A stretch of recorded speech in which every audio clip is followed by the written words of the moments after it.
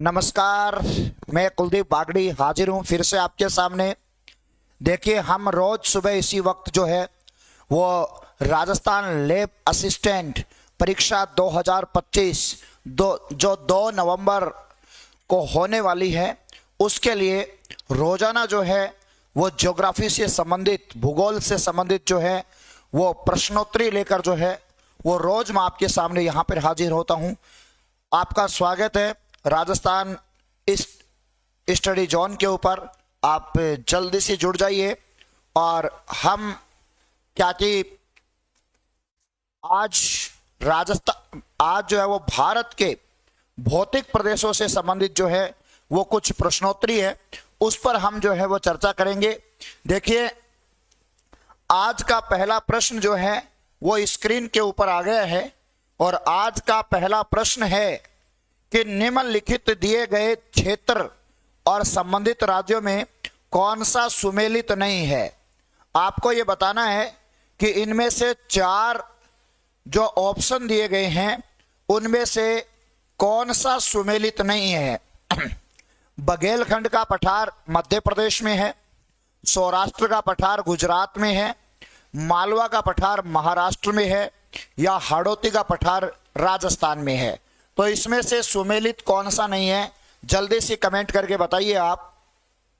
देखिए, आपके lab assistant exam के अंदर जो है वो इसी प्रकार के प्रश्न पूछे जाएंगे और मैं आपको 15,000 प्रश्नों का एक संग्रह जो है वो आपके इस online platform Rajasthan study zone के ऊपर करवाने वाला हूं। तो आप जल्दी से इसका आंसर दीजिए कि इसका करेक्ट आंसर क्या होगा। निम्नलिखित दिए गए क्षेत्र व संबंधित राज्यों में कौन सा सुमेलित नहीं है। तो देखिए, इसमें आता बघेलखंड का पठार मध्य प्रदेश में है क्या? बिल्कुल, बघेलखंड का पठार जो है वो मध्य प्रदेश के अंदर है, तो ये करेक्ट है। सौराष्ट्र का पठार जो गुजरात में है क्या?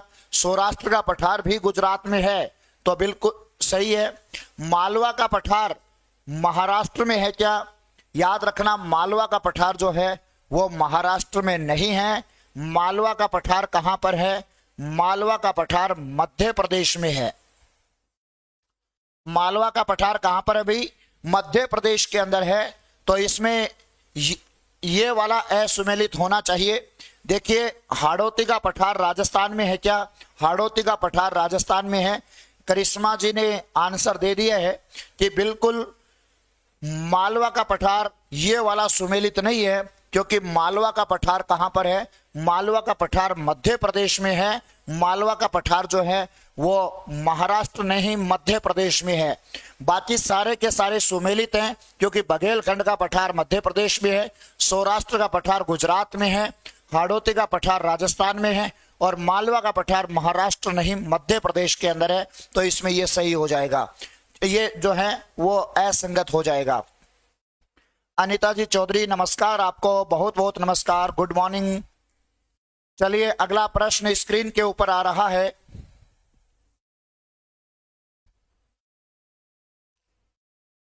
हाँ, अगला प्रश्न देखिए कितना अच्छा प्रश्न है। इसी प्रकार के प्रश्न आपके लैब असिस्टेंट एग्जाम ज्योग्राफी में पूछे जाएंगे। प्रियंका जी भार्गव, नमस्कार, आपको गुड मॉर्निंग, बहुत बहुत नमस्कार। देखिए, निम्नलिखित में से कौन सा राज्य आंशिक रूप से हिमालय और आंशिक रूप से मैदानों में स्थित है? जल्दी से आप कमेंट करके बताइए कि कौन सा राज्य है भारत का जो आंशिक रूप से हिमालय में और आंशिक रूप से मैदानों में स्थित है। 4 ऑप्शन आपके सामने हैं, हिमाचल प्रदेश, उत्तराखंड, सिक्किम और अरुणाचल प्रदेश। देखिए, इसकी हम बात करते हैं तो हिमाचल प्रदेश जो है वो पूर्णतया जो है वो हिमालय के अंदर बसा हुआ है, इसीलिए इसका नाम भी हिमाचल प्रदेश पड़ गया है। जी अनिता जी चौधरी, बिल्कुल स्वागत है आपका। उत्तराखंड जो है, ये उत्तराखंड जो है ये भी आपको पता है। उत्तराखंड की बात करें तो उत्तराखंड जो है वो हिमालय के अंदर भी है और इसमें आधा उत्तराखंड जो है वो गंगा के मैदान में भी है। तो इसमें कौन सा हो जाएगा? ये जो है वो उत्तराखंड में हो जाएगा, या उत्तराखंड इसमें सही हो जाएगा क्या? अनिता जी चौधरी पूछ रहे हैं सर ये लैब असिस्टेंट नॉन सीईटी में है क्या? बिल्कुल लैब असिस्टेंट नॉन सीईटी में है। अगर आपके 12th क्लास के अंदर ज्योग्राफी सब्जेक्ट रहा है तो आप इसका एग्जाम दे सकते हैं। इसका सिलेबस में ज्योग्राफी आएगा और राजस्थान जीके आएगा, याद रखिए। राजस्थान जीके की क्लासें हमारी शाम को चालू है और ज्योग्राफी की क्लासें जो हैं वो मॉर्निंग में होती हैं।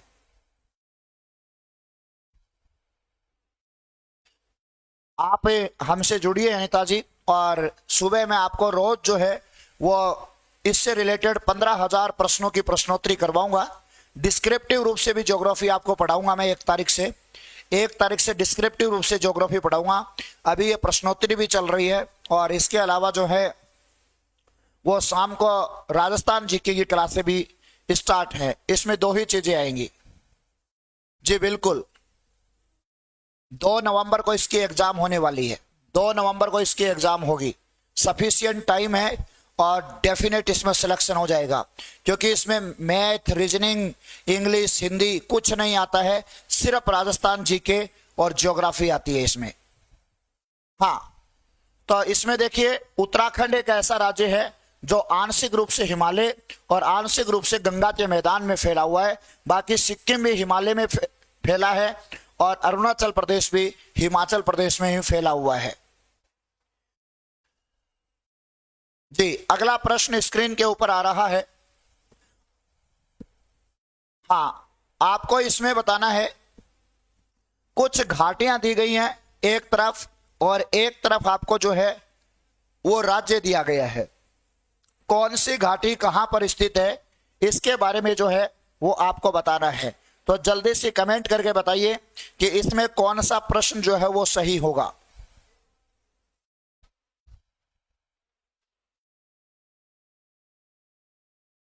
देखिए सबसे पहले हम बात करते हैं जोखम घाटी। तो जोखम घाटी कहां पर है? नागालैंड के अंदर है। जोखम घाटी जो है वो याद रखना,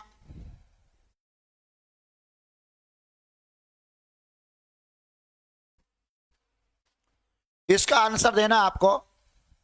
रीना कुमावत पूछ रहे हैं सर क्लासेस डेली होगी क्या? सर यूट्यूब पर, बिल्कुल डेली यूट्यूब पर क्लास होगी और पूरा डिटेल से भी पढ़ाया जाएगा। अभी मैं आपके लिए प्रश्नोत्तरी लेके आया हूं, 15,000 प्रश्न कराऊंगा आपको ज्योग्राफी से रिलेटेड, और उसके बाद जो है वो डेली जो है इस पर डिस्क्रिप्टिव भी 1 तारीख से लेके आ रहे हैं। आपको लिखकर भी पूरा पढ़ाया जाएगा, पूरे मानचित्रों से आपको ज्योग्राफी समझाया जाएगा। देखिए हम बात करते हैं जोखम घाटी कहां पर है। तो जोखम घाटी याद रखिए नागालैंड के अंदर है। जोखम घाटी कहां है? नागालैंड के अंदर है। इसके अलावा आपसे पूछे कि सांगला घाटी कहां पर है, तो सांगला घाटी जो है वो हिमाचल प्रदेश में है। मरखा घाटी कहां पर है? तो याद रखना मरखा घाटी लद्दाख के अंदर है। और युमतांग घाटी जो है वो कहां है? तो सिक्किम के अंदर है। इसमें कौन सा सही हो जाएगा? तो देखिए ए, बी, सी और डी, इसको ऐसा लिख लीजिए। ऐसे प्रश्न आते हैं तो सबसे पहले आपको इधर वाले ऐसे लिखने हैं, उसके बाद जोखम घाटी के नीचे 2 आ जाएगा, सांबला घाटी के नीचे 1 आ जाएगा, मरखा घाटी के नीचे 3 आ जाएगा, और 2, 1, 3, 4 कौन से में है? 2, 1, 3, 4 ये रहा।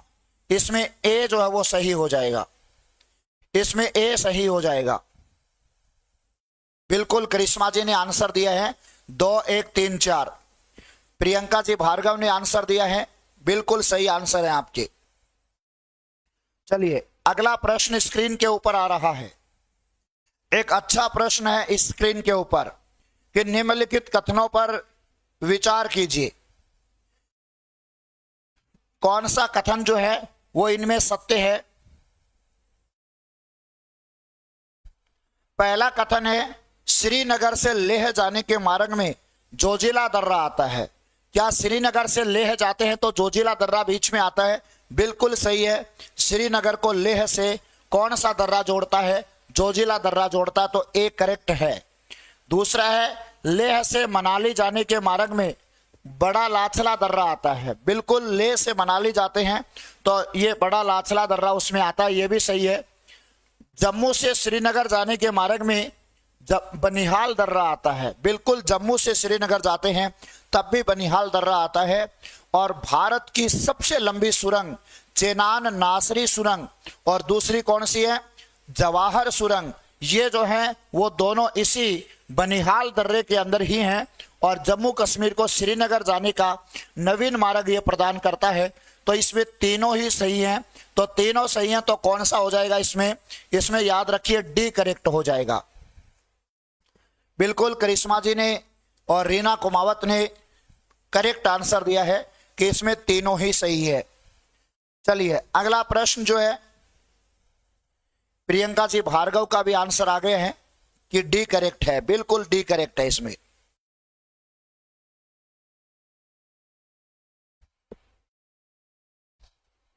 अगला प्रश्न स्क्रीन पर आ गया है, जल्दी से आपको बताना है।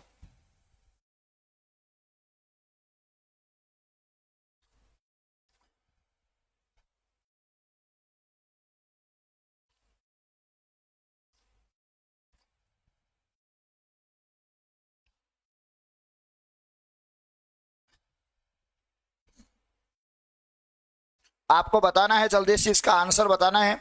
आपके लैब असिस्टेंट में इसी प्रकार के प्रश्न आएंगे।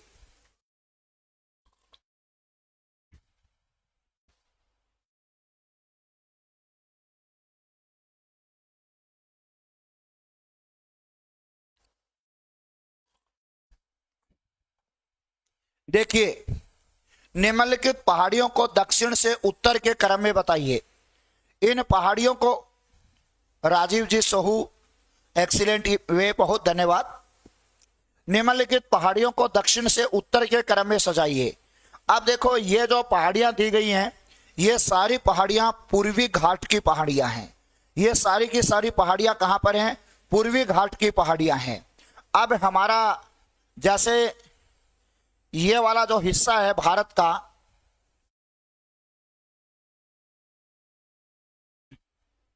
तो इस हिस्से में सबसे नीचे जो है इनमें कौन सी पहाड़ी है, तो पलानी की पहाड़ी है जो तमिलनाडु के अंदर है। पलानी की पहाड़ी कहां पर है, याद रखिए तमिलनाडु के अंदर है। पलानी की पहाड़ी के बाद में याद रखिए पालकोंडा की पहाड़ी आती है, आंध्र प्रदेश में आती है। फिर नल्ला मल्ला की पहाड़ी आती है, आंध्र प्रदेश के अंदर आती है। और फिर कराकस की पहाड़ी आती है। तो ये जो पहाड़ियां हैं इनका सही क्रम हम देखें तो आप याद रखिए सबसे पहले पलानी की पहाड़ी आती है। पलानी की पहाड़ी कहां पर है, तमिलनाडु के अंदर है। पलानी की पहाड़ी तमिलनाडु में है। पालकोंडा आती है, पालकोंडा कहां पर है, आंध्र प्रदेश में है।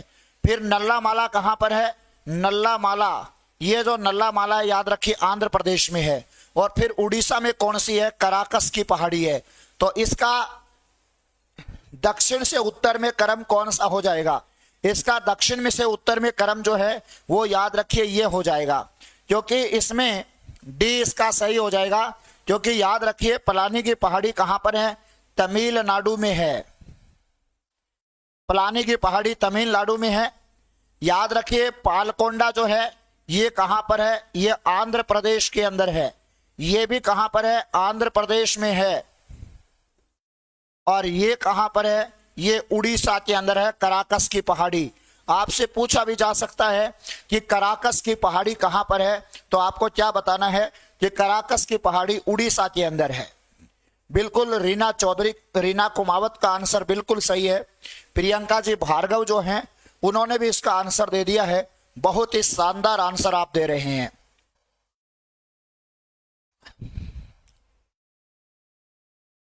आप सुबह चाय पीते पीते भी इस क्लास को देखोगे तो आपका लैब असिस्टेंट पार करवा दूंगा मैं।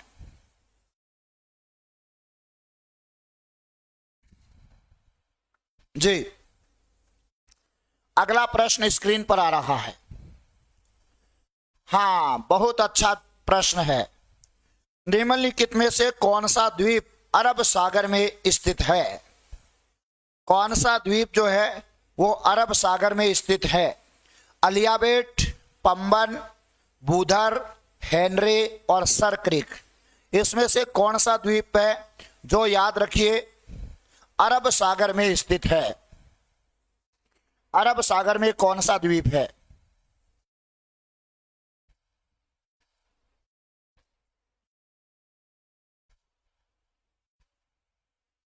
हाँ, देखिए, अगर हम इसमें बात करें,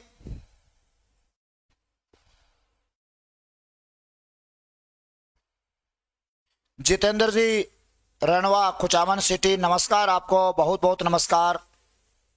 हाँ, निम्नलिखित में से कौन सा द्वीप अरब सागर में स्थित है? आपको यह पता है, अलियाबेट द्वीप, अलियाबेट और खदियाबेट दोनों कहां पर हैं? अरब सागर में है। अलियाबेट और खदियाबेट पास पास में है। जो नर्मदा नदी है, नर्मदा और ताप्ती नदियां हैं, उसके मुहाने पर दो द्वीप बने हुए हैं। एक का नाम अलियाबेट है, एक का खदियाबेट है, अरब सागर के अंदर है। पंबन द्वीप जो है ये अरब सागर में नहीं है। पंबन द्वीप कहां पर है? पंबन द्वीप, याद रखिए, मन्नार की खाड़ी में है। पंबन द्वीप कहां पर है? मन्नार की खाड़ी में है, जो भारत और श्रीलंका के बीच में है। राम सेतु यहीं से प्रारंभ होता है, इस पंबन द्वीप से। इसके अलावा याद रखिए, बूधर द्वीप जो है यह भी अरब सागर में है। हेनरी द्वीप है, यह भी अरब सागर में है। सर क्रिक जो भारत और पाकिस्तान के बीच में विवादित जगह भी है, यह भी क्या कि हमारे अरब सागर में ही है। तो इसमें से कौन सा सही हो जाएगा? केवल दो जो है वो नहीं है, बाकी सारे द्वीप जो है वो अरब सागर के अंदर स्थित हैं। तो इसमें 1, 3, 4 और 5, 1, 3, 4 और 5 जो हैं वो याद रखिए अरब सागर में है। तो 1, 3, 4 और 5 यानी कि डी इसमें करेक्ट हो जाएगा। जिसने भी डी आंसर दिया है उनका एकदम से करेक्ट आंसर है जी। अगला प्रश्न जो है वो स्क्रीन के ऊपर आ रहा है। हां, अभी इसमें कौन सा कथन असत्य है? कौन सा कथन जो है वो असत्य है, आपको इसमें बताना है। इसमें देखिए, न्यूमूर द्वीप, न्यूमूर द्वीप जो है यह बंगाल की खाड़ी में है और भारत और बांग्लादेश के बीच में विवादित है। तो यह बात बिल्कुल सत्य है। आपसे प्रश्न पूछा जाए न्यूमूर द्वीप जो है वो कौन से देशों के बीच में विवादित है, तो आपको बताना है कि न्यूमूर द्वीप जो है वो भारत और बांग्लादेश के बीच में विवादित है। अभी अभी हमने सरक्रिक की बात की थी, भारत और पाकिस्तान के बीच में विवादित है, बिल्कुल सही है। कच्चा तीऊ द्वीप भारत और म्यांमार में विवादित है, यह गलत बात है, क्योंकि कच्चा तीऊ द्वीप जो है यह भारत और म्यांमार के बीच नहीं अपितु भारत और श्रीलंका के बीच में विवादित है। कच्चा तीऊ द्वीप जो है वो भारत और श्रीलंका के बीच में विवादित है। और डिएगो गार्सिया जो है ये भारत और संयुक्त राज्य अमेरिका में विवादित है, बिल्कुल सही है। हाँ, प्रियंका जी भार्गव कह रहे हैं अरब सागर में लक्षद्वीप है, यही पता है बस। देखिए, अभी आपको सारे जो द्वीप है, लक्षद्वीप में भी कौन सा कहां पर है, अंडमान निकोबार में कौन कौन से द्वीप है, कंप्लीट जो है वो विद मैप जो है मैं अभी क्लास स्टार्ट करने वाला हूं। अभी 1 तारीख से अपनी स्टार्ट हो जाएगी, क्लास स्टार्टअप हो जाएगी। 1 तारीख से पहले ही कर देंगे। आपको सारा बोर्ड पे एक एक लाइन लिख लिख कर बताऊंगा, आपको एक एक लाइन लिख लिख कर बताऊंगा, एक एक जगह आपको दर्शाऊंगा कि ये यहां पर है। अभी इसके लिए ये प्रश्नोत्तरी इसीलिए जो है वो बेस बनाने के लिए मैंने जारी की है। हाँ, तो इसमें ये वाला जो है वो हो जाएगा, असत्य हो जाएगा, क्योंकि कच्चा तीऊ द्वीप जो है वो किसके बीच में है, भारत और श्रीलंका के बीच में विवादित है, भारत और म्यांमार के बीच में विवादित नहीं है। डिएगो गार्सिया हिंद महासागर में है और भारत और संयुक्त राज्य अमेरिका के बीच में विवादित है, बिल्कुल सही है। तो इसमें सी हो जाएगा, याद रखिए। सरिता जी रणवा, नमस्कार आपको, बहुत बहुत स्वागत है आपका। चलिए अगला प्रश्न है। हाँ, यह बताना है आपको इनमें से कौन सी पर्वत श्रेणी है जो सबसे नवीन है? सबसे नवीन पर्वत श्रेणी कौन सी है? देखिए, विंध्याचल, अरावली, अन्नामलाई और शिवालिक। मैंने आपको बताया था कि इस पृथ्वी पर अगर सबसे पहले कोई पर्वतमाला बनी तो वो अरावली पर्वतमाला बनी थी। प्री कैम्ब्रियन काल में बनी थी, याद रखिए। अरावली पर्वतमाला कब बनी थी? प्री कैम्ब्रियन काल में अरावली पर्वतमाला बनी थी। तो सबसे प्राचीन पर्वतमाला कौन सी है? अरावली पर्वतमाला है। सबसे नवीन पर्वतमाला कौन सी है? तो हिमालय पर्वतमाला है, याद रखिए। हिमालय पर्वतमाला जो है वो टर्शियरी युग में बनी थी, उसको युवा पर्वतमाला भी कहा जाता है। हिमालय पर्वतमाला में 3 पर्वत श्रेणियां हैं, एक तो वरहत हिमालय, एक लघु हिमालय और एक शिवालिक हिमालय। और वरहत हिमालय, लघु हिमालय और शिवालिक हिमालय में भी सबसे बाद में जो बनी है वो शिवालिक हिमालय बनी है। तो इसमें कौन सा करेक्ट हो जाएगा? शिवालिक इसमें करेक्ट हो जाएगा। सौमीर जी खीचड़ का गुड मॉर्निंग, आपको बहुत बहुत नमस्कार।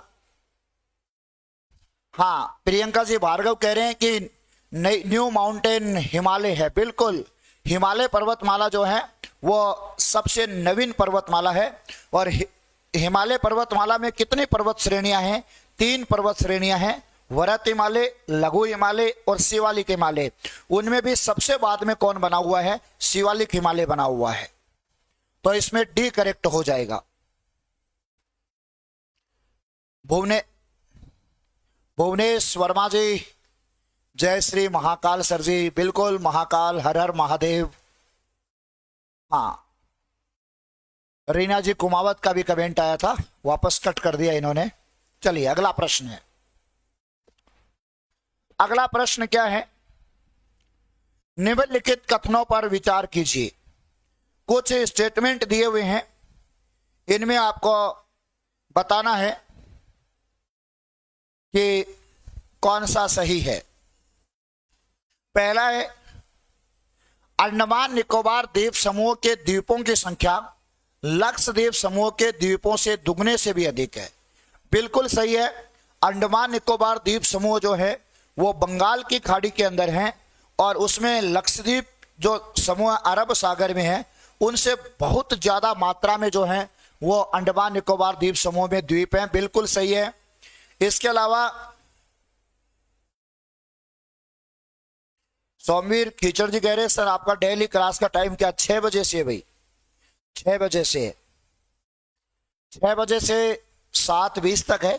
उसके बाद जो है हमारा ऑफलाइन क्लास का टाइम हो जाता है, और शाम को 8 बजे से लक्ष्मी क्लासेज कुचामन सिटी। नमस्कार आपको। हाँ, तो पहला प्रश्न है, पहला स्टेटमेंट है, अंडमान निकोबार द्वीप समूह के द्वीपों की संख्या लक्षद्वीप समूह के द्वीपों से दुगुने से भी अधिक है। बिल्कुल करेक्ट है, याद रखिए। अंडमान निकोबार द्वीप समूह एटोल से युक्त हैं। देखिए, अंडमान निकोबार द्वीप समूह जो है वो याद रखिए ज्वालामुखी क्रिया से निर्मित हैं। अंडमान निकोबार द्वीप समूह जो है वो ज्वालामुखी क्रिया से निर्मित हैं। और लेकिन आपको एक बात याद रखनी है, कुछ द्वीप ऐसे हैं अंडमान निकोबार के जिसके चारों तरफ एटोल भी पाया जाता है, जिसके चारों तरफ एटोल भी पाया जाता है। तो सारे द्वीप नहीं है, लेकिन कुछ द्वीप ऐसे हैं अंडमान निकोबार द्वीप समूह के जिसके चारों तरफ एटोल पाया जाता है। तो ये भी आपका करेक्ट है। लक्षद्वीप समूह एटोल से नियुक्त है। बिल्कुल, लक्षद्वीप समूह तो कंप्लीटली जो है वो परवाल भित्तियों से निर्मित हैं, एटोल से निर्मित है, कंप्लीटली एटोल से निर्मित हैं। तो ये बात भी सही है। तो इसमें तीनों ही बातें सही हो जाएंगी। डी इसका करेक्ट आंसर हो जाएगा। हाँ, डी इसका करेक्ट आंसर हो जाएगा। प्रियंका जी भार्गव कह रही है लक्षद्वीप में 36 द्वीप हैं। बिल्कुल, लक्षद्वीप के अंदर 36 द्वीप हैं। हाँ, बिल्कुल प्रियंका जी भार्गव ने सही आंसर दिया है। अगला प्रश्न है, हाँ, आपको बताना है, इन कथनों पर विचार कीजिए। देखिए लैब असिस्टेंट के अंदर आपके इसी प्रकार के प्रश्न आपको देखने के लिए मिलेंगे। मेरा उद्देश्य आपको उसी स्टैंडर्ड को आपके सामने रखना है जैसा लैब असिस्टेंट ज्योग्राफी के पेपर में आएगा, क्योंकि मैं चाहता तो सरल प्रश्न भी यहाँ पे ला सकता था, सीधे सीधे ला सकता था, जिससे बच्चे पढ़कर खुश हो जाते हैं, लेकिन एग्जाम में क्या आएगा वो मेरा दायित्व है, वो उसका परिचय आपको कराना मेरा दायित्व है। तो आप जो है वो देखिए इसी प्रकार के प्रश्न एग्जाम में आने वाले हैं, और मैं आपसे वादा करता हूं 15,000 प्रश्न आपको करवाऊंगा, यानी कि ज्योग्राफी को पूरा छान कर पी जाएंगे हम। ज्योग्राफी का जो सिलेबस है लैब असिस्टेंट का, उसको पूरा छान कर पी जाएंगे हम। एग्जामिनर कहां से प्रश्न बनाएगा, कहीं छोड़ेंगे भी नहीं जगह। 15,000 प्रश्नों की प्रैक्टिस करेंगे, और क्या कि पूरा डिस्क्रिप्टिव रूप से जो है वो यूट्यूब पे हम पढ़ने वाले हैं। तो हाँ बताइए भाई, इसमें सौमीर जी खीचड़ का भी आंसर आया है। हाँ क्या है इसमें, खादर प्रदेश नवीन जलोढ़क मिट्टी का बना हुआ है। दो चीजें होती हैं, खादर होता है, एक बांगर होता है। खादर किसको बोलते हैं हम, खादर हम बोलते हैं, याद रखना, जो नदियां नवीन जलोढ़क मिट्टी बहा के लाती हैं वो उपजाऊ मैदान है, उसे खादर कहते हैं। बिल्कुल सही है। ट्रांस या तिब्बत हिमालय में कैराकोरम, लद्दाख और कैलाश पर्वत श्रेणियों को शामिल किया जाता है। बिल्कुल ये सही है। तो इसमें दोनों स्टेटमेंट सही हैं, तो इसमें बी करेक्ट हो जाएगा। याद रखिए, अगर हमें ट्रांस हिमालय की बात करते हैं, अभी आपको एक बात बता देता हूं, अगर हम ट्रांस हिमालय की बात करते हैं तो 4 इसमें श्रेणियां हैं, कैराकोरम, लद्दाख, जास्कर और कैलाश। ये जो है आपके एग्जाम्स में भी पूछा जाता है कि इनका सही क्रम क्या है। तो इनके सही क्रम के बारे में पूछे अगर आपसे, तो आपको बताना है कि ये कैराकोरम आती है सबसे पहले सबसे उत्तर में कैराकोरम है, फिर लद्दाख आती है, फिर जास्कर आती है और फिर कैलाश आती है। तो ये इन चारों को मिलाकर हम क्या बोलते हैं, ट्रांस हिमालय बोलते हैं, याद रखिए। और इसके नीचे हिमालय है, फिर वरत हिमालय, लघु हिमालय और शिवालिक हिमालय, उसको हम क्या बोलते हैं, उसको हिमालय बोलते हैं, याद रखिए।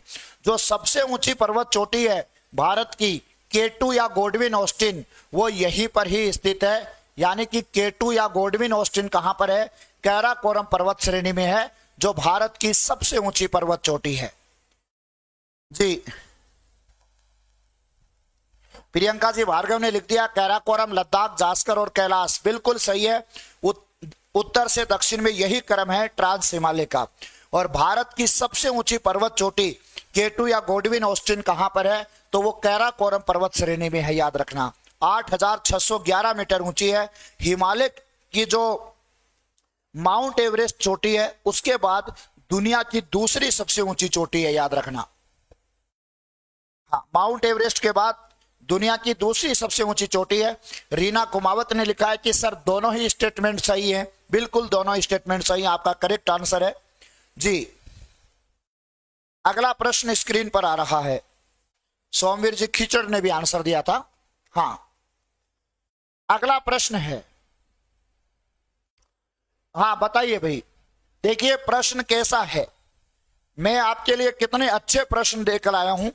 यदि हिमालय पर्वत श्रेणियां नहीं होती तो भारत पर सर्वाधिक भौगोलिक प्रभाव क्या होता।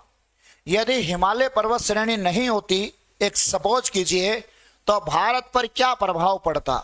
पहला है, मानसून का प्रतिरूप वर्तमान प्रतिरूप से भिन्न होता। यह बिल्कुल सही बात है क्या भाई, मानसून पर प्रभाव पड़ता क्या। अगर हिमालय नहीं होता तो क्या मानसून पर प्रभाव पड़ता।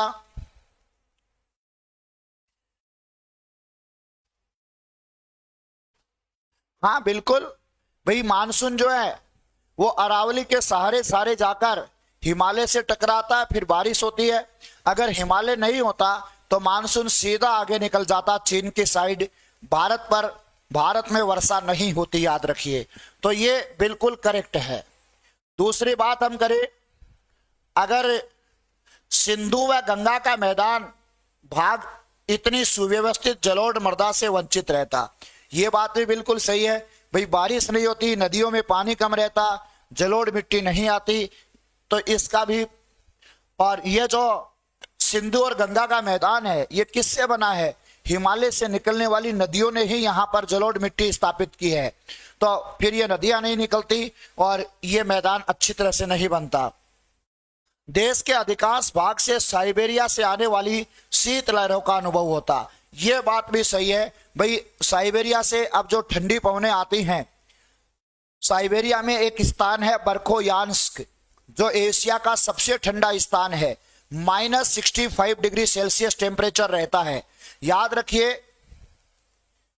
हाँ, अगर हिमालय नहीं होता तो वहां से ठंडी पवनें भारत में आती और भारत जम जाता। तो इसमें तीनों ही स्टेटमेंट सही है, तो इसका कौन सा करेक्ट हो जाएगा? उपर्युक्त में से कौन सा कथन सत्य है? तो 1, 2 और 3 तीनों स्टेटमेंट सत्य है। सौमिर जी खीचड़ ने आंसर दिया है, डी सही है। सौमिर जी खीचड़ ने बिल्कुल सही आंसर दिया है। चलिए अगला प्रश्न स्क्रीन पर आ रहा है।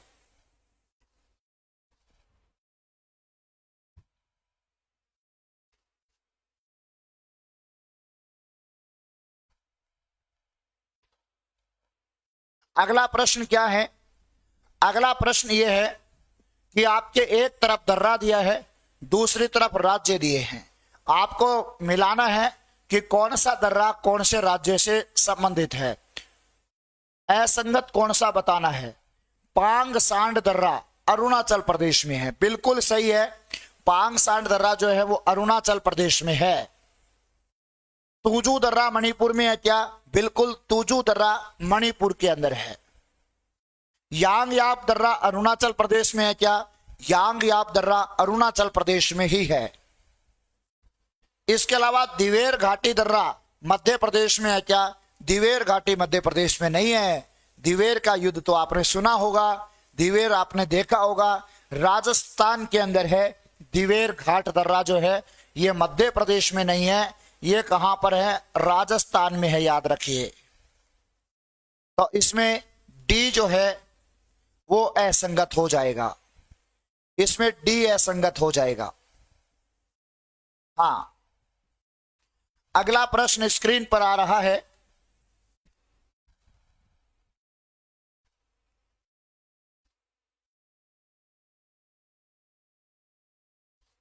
अगला प्रश्न स्क्रीन पर आ रहा है कि भारत की सबसे लंबी झील वेम्बनाड झील कौन से राज्य में है? भारत की सबसे लंबी झील जो वेम्बनाड झील है वो कौन से राज्य में है? सबसे लंबी झील वेम्बनाड झील कहां पर है? कर्नाटक में, केरल में, उड़ीसा में या आंध्र प्रदेश में? तो देखिए वेम्बनाड झील जो है ये भारत की सबसे लंबी झील है। इसकी लंबाई 96.5 किलोमीटर लंबी है। वेम्बनाड झील जो है वो 96.5 किलोमीटर लंबी है और ये कहां पर स्थित है? बिल्कुल सौम्यवीर जी खीचड़ का सही आंसर आया है कि केरल के अंदर है। और इसमें पेरियार और पंबा नदियां जो हैं वो आकर गिरती है। प्रश्न ये भी आ सकता है, साथ के साथ याद रखिए कौन सी नदियां इसमें आकर गिरती हैं? पेरियार व पंबा। पेरियार व पंबा नदियां जो हैं वो इसमें आकर गिरती हैं, याद रखना।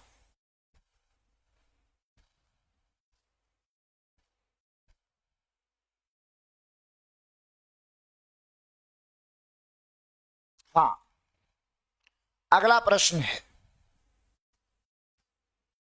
निम्नलिखित कथनों पर विचार कीजिए।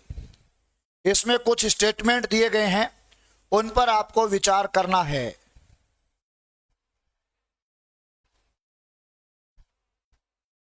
जल्दी से पढ़िए कमेंट को, जल्दी से पढ़िए आप इन स्टेटमेंट को। इनमें से कौन सा कथन सत्य है?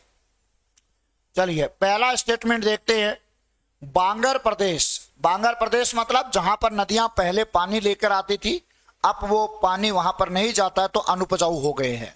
बांगर प्रदेश के जिन क्षेत्रों में सिंचाई की सुविधाओं का विस्तार अधिक हुआ है, वहां पर भूमि की एक नमकीन परत का जमाव हो गया है, उसे रेह अथवा कल्लर कहा जाता है। बिल्कुल सही है, यानी कि बांगल क्षेत्र में जहां पर सिंचाई की सुविधाओं का विस्तार हो गया है और वहां पर क्या कि नमकीन परत ऊपर बिछ गई है, जिसको रेह अथवा कल्लर कहते हैं। बिल्कुल सही है।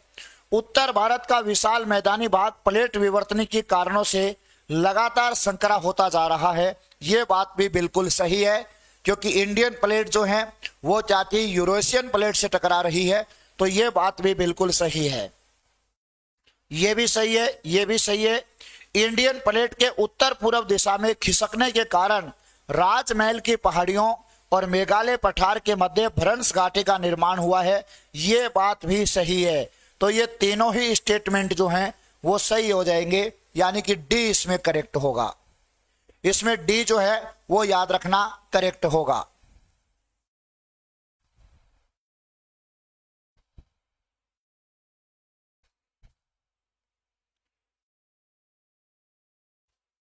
हाँ, आपको बताना है निम्नलिखित कथनों पर विचार कीजिए।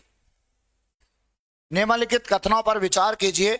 एक तरफ तीर्थ स्थान है और दूसरी तरफ उनकी स्थिति बताई गई है, तो आपको बताना है कि कौन सा इसमें करेक्ट है। जल्दी से कमेंट करके बताना है।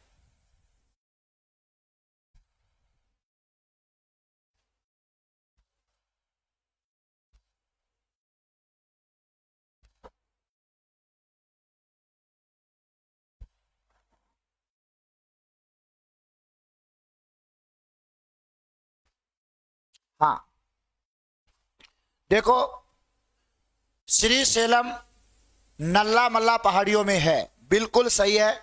श्री सेलम जो वो नल्ला मल्ला पहाड़ियों के अंदर है। ओंकारेश्वर मध्य प्रदेश में है, विंध्याचल पहाड़ियों में है। ये कहां पर है? विंध्याचल पहाड़ियों में है। पुष्कर राजस्थान में है। ये कहां पर है? ये याद रखिए अरावली की पहाड़ियों में है। तो आप मुझे बताइए इसमें कौन सा सही होगा? सिर्फ एक सही होगा, श्री सेलम, जो कहां पर है? नल्ला मल्ला पहाड़ियों के अंदर है। तो इसमें केवल एक सही होगा। ए जिसने लिखा है वो बिल्कुल करेक्ट है। हाँ,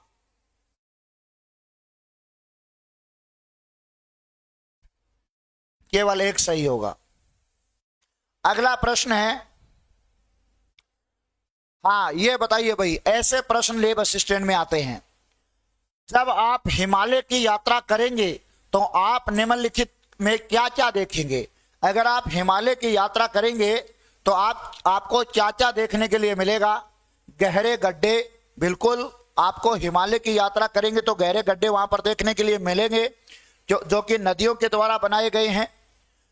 यू घुमाव वाले नदी मार्ग आपको जो है ये भी आपको वहां पर देखने के लिए मिलेंगे।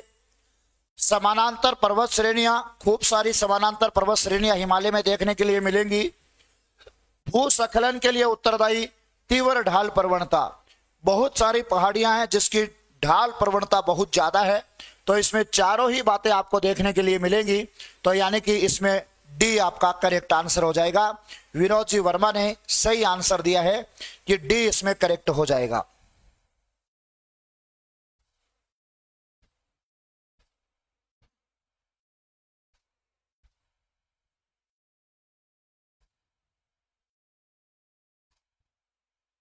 अगला प्रश्न है, निम्नलिखित कथनों में से कौन सा एक सही नहीं है? पश्चिमी घाट उत्तरी क्षेत्र में अपेक्षाकृत अधिक ऊंचा है। पश्चिमी घाट की सबसे ऊंची चोटी अनाईमुडी है। तापी नदी सतपुड़ा के दक्षिण में बहती है और नर्मदा व तापी नदियां घाटियां पुरानी रिफ्ट या भ्रंश घाटी में मानी जाती हैं। तो इसका कौन सा जो है वो सही नहीं है? जल्दी से बताइए कमेंट करके।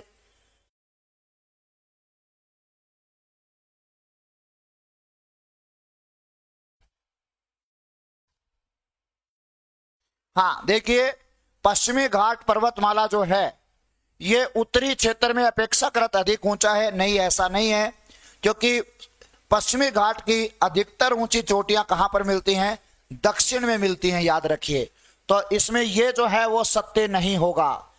याद रखिए पश्चिमी घाट की पर्वत चोटी अनाई मुडी है। अनाई मुडी सबसे ऊंची पर्वत चोटी है। इसकी ऊंचाई कितनी है? 2695 मीटर है और दक्षिणी भारत की सबसे ऊंची चोटी है। तापी नदी सतपुड़ा के दक्षिण में बहती है, बिल्कुल सही है।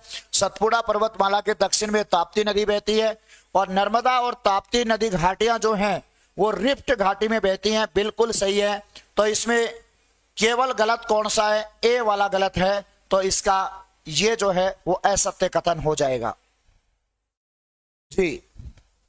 रीना कुमावत, सोमवीर खीचड़। हाँ, अगला प्रश्न है,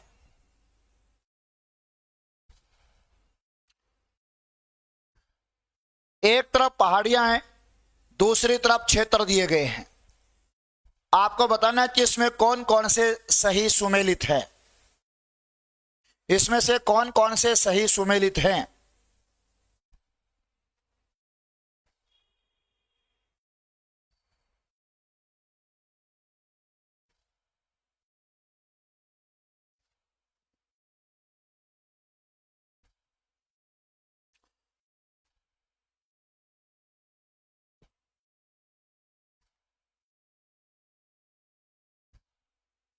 देखिए, सबसे पहले आती है कार्डामम की पहाड़ियां। कार्डामम की पहाड़ियां कहां पर है? केरल के अंदर है। कोरोमंडल तट पर नहीं है, बिल्कुल कोरोमंडल तट पर नहीं है, ये केरल के अंदर है कार्डामम की पहाड़ियां। तो एक तो यही सुमेलित नहीं होगा। कैमूर की पहाड़ियां कहां पर है? तो कैमूर की पहाड़ियां कोंकण तट पर नहीं है। कैमूर की पहाड़ियां जो वो मध्य प्रदेश के अंदर है। बारनेर, कैमूर, पारसनाथ, तो कैमूर की पहाड़ियां मध्य प्रदेश में है। याद रखिए महादेव मध्य प्रदेश या मध्य भारत में ये सही है। मिकिर पूर्वोत्तर भारत में सही है। तो सी और डी, तो इसमें कौन सा सही हो जाएगा? सी और डी। तो तीसरा और चौथा ए, ए इसका करेक्ट हो जाएगा। याद रखिए ए इसका करेक्ट हो जाएगा। बिल्कुल सौमीर जी ने सही आंसर दिया है। हाँ, अगला प्रश्न है, इनमें से कौन से स्थान पर सेम्पेन जनजाति निवास करती है? कौन से स्थान पर सेम्पेन जनजाति जो है वो निवास करती है?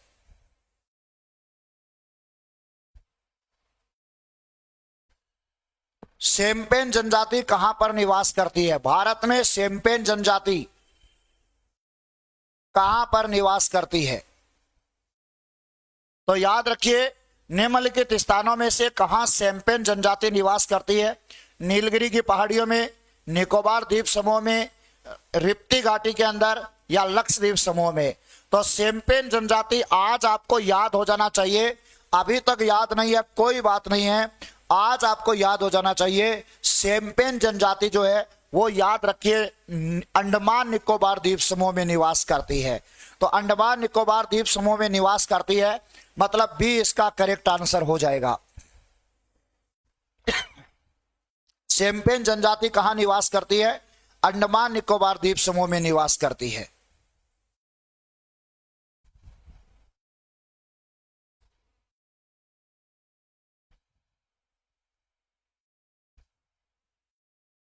हाँ, यह प्रश्न आपको बताना है।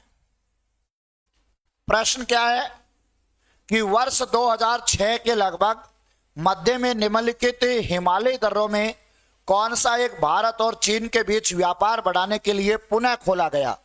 इनमें से कौन सा दर्रा है जो पुनः खोला गया था?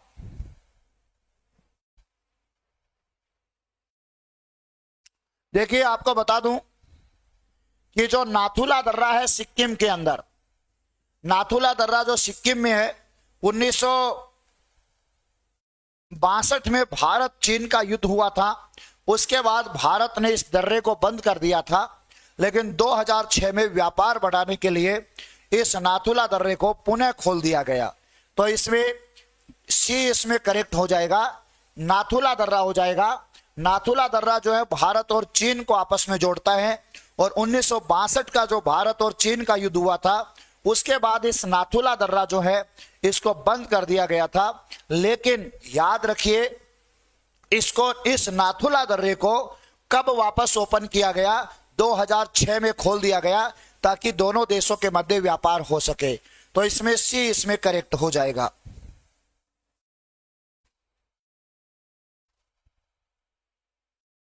अगला प्रश्न आता है कि सेवरोय की पहाड़ियां कहां पर स्थित हैं? सेवरोय की पहाड़ियां कहां पर स्थित है? आंध्र प्रदेश, कर्नाटक, तमिलनाडु और केरल। अभी तक अगर आपको पता नहीं है तो अब आप याद कर लीजिए। रीना जी कुमावत का आंसर आया है। सेवरोय की पहाड़ियां याद रखिए तमिलनाडु के अंदर है। सेवरोय की पहाड़ियां कहां पर है? तमिलनाडु के अंदर है, याद रखना।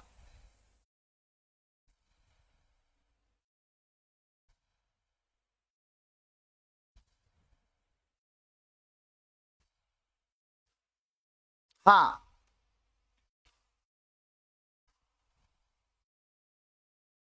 प्रश्न ये है, निम्नलिखित में से कौन सा भौगोलिक रूप से ग्रेट निकोबार के सबसे निकट है? सुमात्रा, बोर्नियो, जावा और श्रीलंका।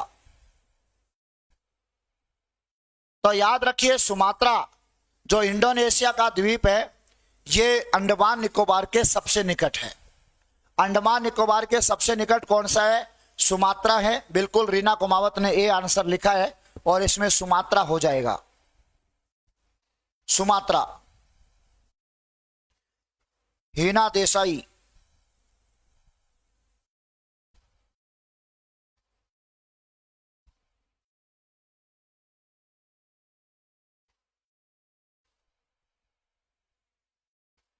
अगला प्रश्न आ गए हैं, ये बताइए भाई, भारत में हिमालय केवल 8 राज्यों और केंद्र शासित प्रदेशों में फैला है। यह बात सही है क्या? बिल्कुल सही है। हिमालय जो है वो 8 राज्य और केंद्र शासित प्रदेशों में फैला हुआ है। भारत में पश्चिमी घाट ही केवल 6 राज्यों में फैला है। पश्चिमी घाट 6 राज्यों में फैला हुआ है, बिल्कुल सही है। पुलिकट झील तमिलनाडु और आंध्र प्रदेश दोनों राज्यों में है, यह बात भी बिल्कुल सही है। तो इसमें कौन सा स्टेटमेंट हो जाएगा? इसमें कौन सा सही है? यानी कि डी इसमें करेक्ट हो जाएगा। डी जो है वो इसमें करेक्ट हो जाएगा। लैब असिस्टेंट ज्योग्राफी के नाम से आईडी है, उन्होंने डी लिख दिया, बिल्कुल सही है।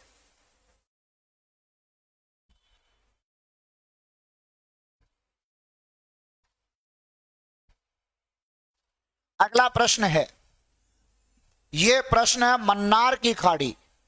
मन्नार की खाड़ी निम्नलिखित में से किसके ज्यादा नजदीक है? भाई, मन्नार की खाड़ी कहां पर है?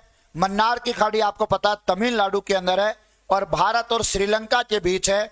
तो यह मन्नार की खाड़ी इसमें से कौन सा तट है? तमिलनाडु का तट है। ए इसमें करेक्ट हो जाएगा। बिल्कुल रीना जी कुमावत। मन्नार की खाड़ी कहां पर है भाई? मन्नार की खाड़ी जो है वो याद रखना तमिलनाडु के अंदर है, तमिलनाडु में है और भारत और श्रीलंका के बीच है। लैब असिस्टेंट ज्योग्राफी से जो आईडी है उसने बिल्कुल करेक्ट आंसर दे दिया है, ए उसने लिख दिया है। हाँ, चलिए अगला प्रश्न है, हिमालय का के वह पश्चिमी शरण स्थल जिसके निकट घूमकर सिंधु नदी पाकिस्तान के मैदानों में प्रवेश करती है, उसको किस नाम से जाना जाता है? बताइए भाई। नंदा देवी, कवन जंपा, हनुमान टिब्बा या नंगा पर्वत? कहां से सिंधु नदी जो है वो प्रवेश करती है?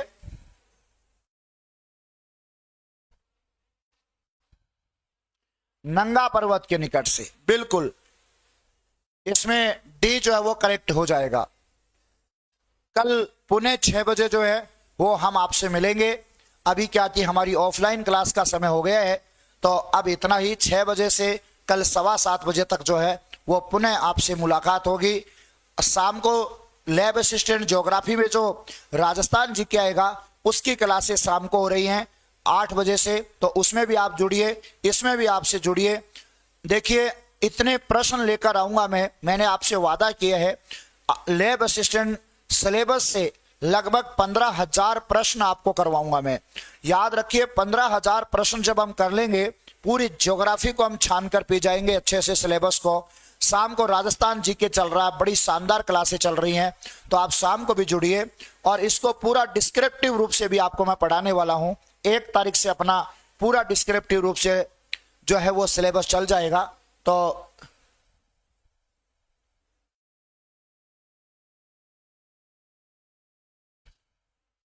चलिए कल हम मिलते हैं। जय हिंद, जय भारत, जय राजस्थान।